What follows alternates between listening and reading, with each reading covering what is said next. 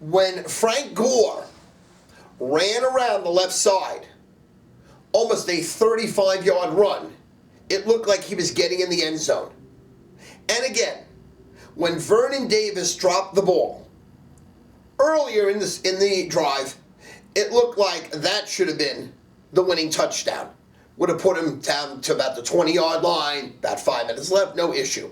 But again, Frank Gore did what he had to do. Shoestring, pushed out of bounds, looked like first and goal at the 4, ended up first and goal at the 8. And then, I really, truth be told, have no fucking idea what Jim Harbaugh was thinking. Because, all right, we handed up the middle, get stuffed. Now, again, they've been pounding the ball all year up the middle. But for some reason, they threw 3 straight passes, almost identical passes. The degree of difficulty on these passes being complete were as hard as possible, almost impossible, totally ridiculous. There was no trickery. There was like, let's roll to the right, let's bunch fucking everybody up and see what the fuck's going on. How about something to the left side? How about Randy Moss? How about Vernon Davis? How about somebody besides Michael fucking Crabtree? Now listen, again, I watched it on NFL Network twice, the entire game wire to wire, because in the sports book, you really can't watch a fucking game. It's a fucking total disaster. Giving out autographs, on camera, totally, you can't really see it. But I've watched the game soup to nuts, and then I watched that other thing they had that talks about the sounds, and that's an hour of, like, quick interviews with everybody, or quick clips from what goes on. Amazing, fucking amazing. Again, I have no fucking idea how the fuck San Francisco did not blow them out in the second half, and blow them fucking out. I mean, they held Baltimore to 2 field goals, besides the kickoff that was ran back to the touchdown. Jacoby Jones, really, Jacoby Jones probably should have won the fucking MVP, because he was the difference maker. That motherfucker is so fast, and really, with the catch that he got behind everybody for the touchdown, he made 2 amazing deeks, and the kickoff starting the third quarter. He really was the difference maker. Now again, Flacco had an amazing first half, and I'd like to know also, where was San Francisco's defense in the first half? Because they were getting fucking shredded after shredded after shredded. They never put any, and I'm talking any, pressure on the quarterback. And as we know, the NFL now is a league that if you cannot put pressure on the quarterback, you're fucking done.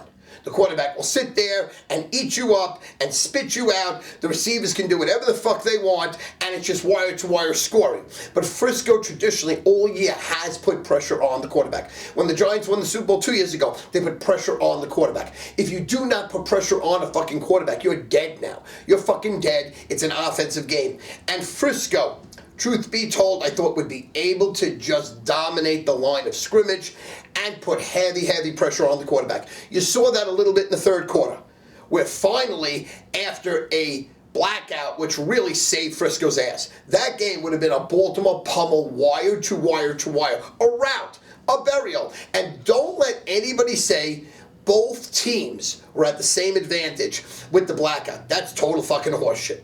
That's total horseshit. And you saw when John Harbaugh almost lost his fucking mind and almost literally attacked one of the NFL officials, screaming, how the fuck is this possible that the lights are out at the Super Bowl? Because again, it gave Baltimore time to simmer down and go fucking flat. And once you're flat, you really can't get it back.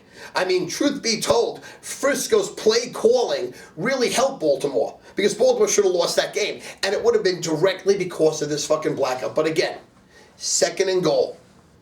3rd and goal, 4th and goal. Same 3 fucking plays. Now, yes, was it a penalty? Absolutely. But there was so many penalties in that game. There was over 10 penalties that weren't fucking called. There was 3 fucking pure fights that weren't called. You watched a referee get pushed and knocked down that wasn't called. It was mind-blowing. The game was an all-out game, and it was an epic game. It was arguably one of the greatest Super Bowls I've ever seen, because I've watched it now 2 full times, plus watching it at the sportsbook. A great game. Just an unbelievable game. And if you haven't caught the NFL Network on it, you have to watch it. And if you haven't got the job the NFL Network has been doing with the Super Bowl, just absolutely unprecedented. Amazing. It gives you such access to being on the field, listening to Ray Lewis, listening to everybody on the 49ers, listening to both coaches, assistant coaches, players on the benches. Unbelievable. Saying Joe Flacco giving a fuck bomb. Unbelievable. Saying Joe Flacco saying, listen, if he breaks this, I want someone to tackle him. I'm going to fucking tackle him. I don't even know the rule. That was unbelievable. That was really, really incredible. And again, obviously the safety was a really smart play, a very smart move. A lot of my friends lost thousands, tens of thousands on boxes and boxes and boxes. Everybody has a story that they lost. I would like someone to tell me that that safety made them win, because I heard about 50 stories that lost. I got no stories that win.